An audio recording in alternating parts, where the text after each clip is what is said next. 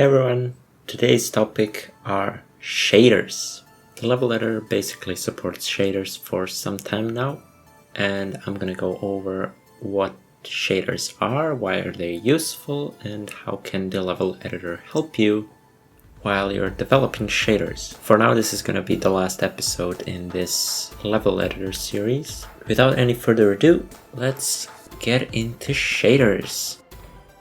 Okay, so shaders. They are basically just programs that run on the GPU. That's it. Now, because this is OpenGL, shaders are written in a C-like language called GLSL. I won't go into details on how to write a shader because this is not a tutorial for that. However, I will show you just a basic shader and how you can change it and how the level editor will adapt and auto reload shaders. So first of all, I'll go over here into settings, and as you will be able to see, we have some of these options that I said I would come back to, and well, now it's time to come back to these settings. So first of all, show file images on start. This is basically this, show images. If we want this checkbox to always be on when we boot up the program, then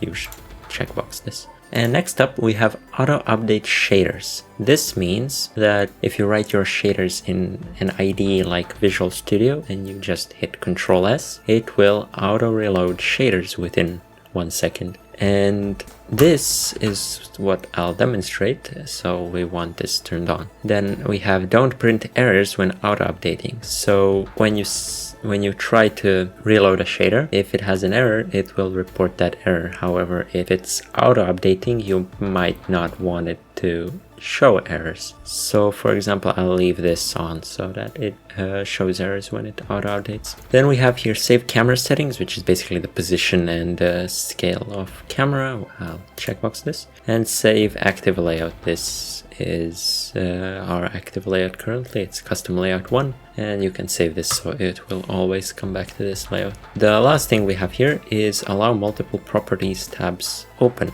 If we checkbox this, then you'll be able to see if we select something like this, there will be a collapse all button. However, you can now open pretty much all of these at once, and then there's, collapse all, but you can have now multiple tabs open at once. That's pretty much it. So when it comes to shaders, here I added 2 basic shaders. This one is more simple than this one. This one just makes anything red. So we are going to load this shader. These are all fragment shaders, keep that in mind. There are 2 different types of shaders. There are more types of shaders, but 2 are the most common ones. Those are the fragment shaders and the vertex shaders, and the level editor can support both of those. Vertex shaders they just mess around with the vertices of an object, while fragment shaders mess around with color and the end result, or you could say the end color of each pixel.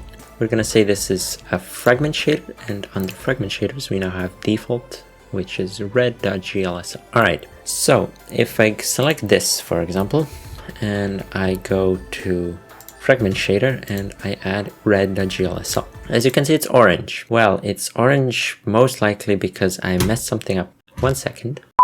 But before we do that, I'll just switch the resolution to a much lower one so that we can, see our IDE. I'll remove this borderless window, and now we can move this around. I'm going to go into projects, and here I'll find the GLSL file and I'll open it with Visual Studio. Once open, you can see here our shader file, and I'll just try to keep this, for example, here somewhere in the corner. And now we can have both of these on screen at the same time. So as you can see here, we have this shader. It is currently setting every pixel color to orange.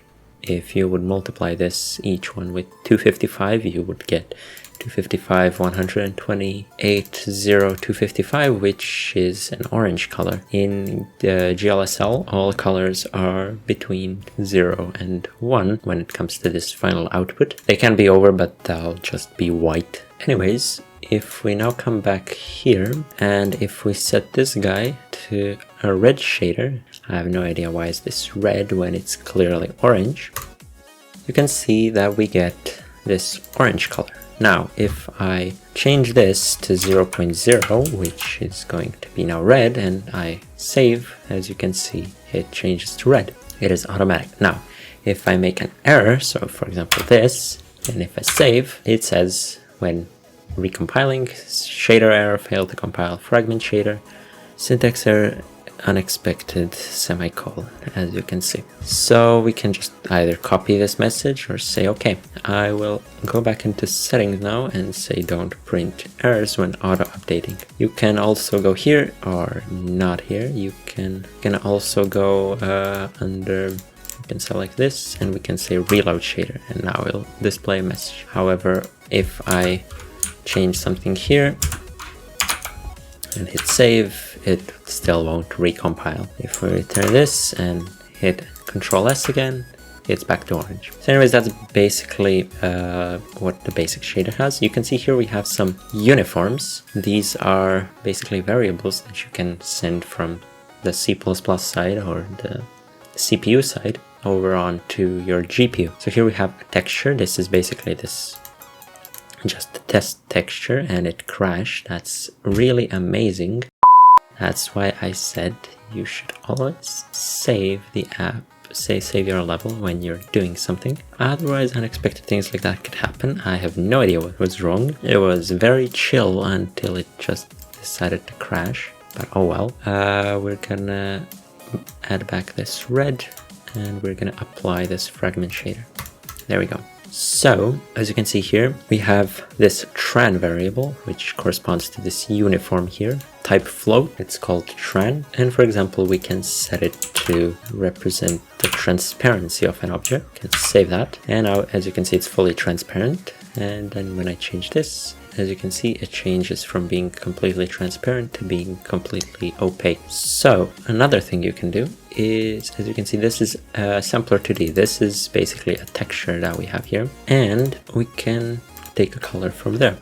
So there's this function called texture 2D, which just takes a point from the texture. It's currently at these coordinates here, and we can just, you know, set the color to be color.rgb. When we do this, we get our object again. Or you could, for example, say color.r times or +1, or I don't know, plus 0.3 color.gb. GLSL has this interesting style of you can specify GB and it will insert both values. You don't have to, you know, have color.g and then comma color.b. If we save this, you can see now it has this orange, not orange, it has this reddish tint because we added a bit of red. You can also tweak with this if we add another uniform here. I'm gonna call it red tint, and we're gonna add that instead of this. If I save now, you can see we have this red tint variable, and we can tweak it so that we can get the color that we want. And the level editor does limit you in what the variables or uniforms can be. However, there are many variables that it supports. So for example, uniform vec2, you can see it does support this, so you can set a vector2. You can also set a vector3. You can set a vector4. It does get quite hard to modify values like this, but you can do it. It can be an int, as you can see, and so on. There are many things it can be.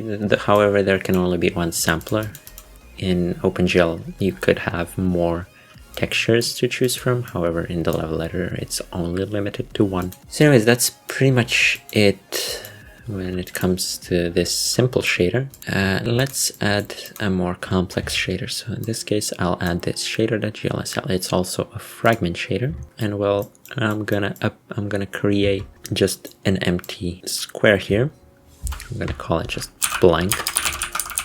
And well, as you can see, it's pretty large. What I'm gonna do now is add shader.glsl. Now, as you can see, it is green, which is a bit weird on its own. However, we have many values here, and well, we can tweak pretty much everything. There's one constant variable that I forgot to mention. You can add anywhere a uniform float that is called time. This is a specific uniform that will always get replaced with the time elapsed since you started the program in seconds. So keep that in mind. Anyways, here we have a bunch of variables. Now I know what each one does. So for example, if we set this to quite a large number, we can also change a few variables here and there. And as you can see, now we get something interesting. We can move it by moving this mouse. And one interesting thing about shaders is they're locked to your screen. So if I move around, you can see it stays there. And if I zoom in and out, it's still there because of the way shaders work. Anyways, you can mess around with things, as we can see. Let me find a nice configuration. Here we go. So this is an interesting effect, you could say. This is all made with a shader. So what we can do here is, for example, tweak these values. And well, we can get interesting results, as you can see here. We can export this fragment shader as an image. For example, I'll set this to 1 to this times this. And I'll save it as shader.png. And saving it and then refreshing, as you can see, we got this image. So now we can drop it here, and well, we have this image. Now it was on the bottom of the viewport, so it looks like this. However, yeah, you can do pretty much whatever you like. Anyways, that's pretty much it from shaders. You can also add another shader here. We can see that it blends with this green color that we have here. And well, yeah, you can pretty much mess around with shaders. You can save them, you can auto reload them, you can do whatever you want. With that out of the way, that's pretty much it for this video. Version 1.3 is soon coming to the level editor with a few bug fixes and some quality of life changes. So that'll hopefully be out soon. And well, yeah, anyways, thanks for watching, and until the next one.